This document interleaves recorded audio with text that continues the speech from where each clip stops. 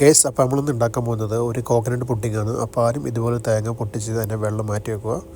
പിന്നെ ആ വെള്ളത്തിലേക്ക് ഒന്ന് ചൂടാക്കിയതിന് ശേഷം അതുപോലെ ഒരു 5 ഗ്രാം ചൈന ഗ്രാസ് അഥവാ ജലാറ്റിന് ഉപയോഗിച്ചിട്ടൊന്ന് ചൂടാക്കി മെൽറ്റാക്കി എടുക്കുക. അതുപോലെ ഇതുപോലെ ചെറിയ പാത്രത്തിൽ തണുപ്പിക്കാൻ വെക്കുക.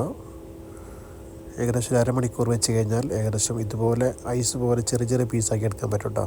നല്ല അടിപൊളിയായിട്ട് ചെറിയ ചെറിയ പീസായി കട്ട് ചെയ്ത് മാറ്റി വെക്കുക. എന്നിട്ട് നിങ്ങൾക്കൊരു കുറച്ച് തേങ്ങയുടെ പാലിൽ ഇതുപോലെ തന്നെ ഒരു 5 ഗ്രാം ജലാറ്റിൻ അഥവാ ചൈന ഗ്രാസ് ഉപയോഗിച്ചിട്ട് അത്യാവശ്യം നല്ല കൂളാക്കി മെൽറ്റാക്കി എടുക്കുക.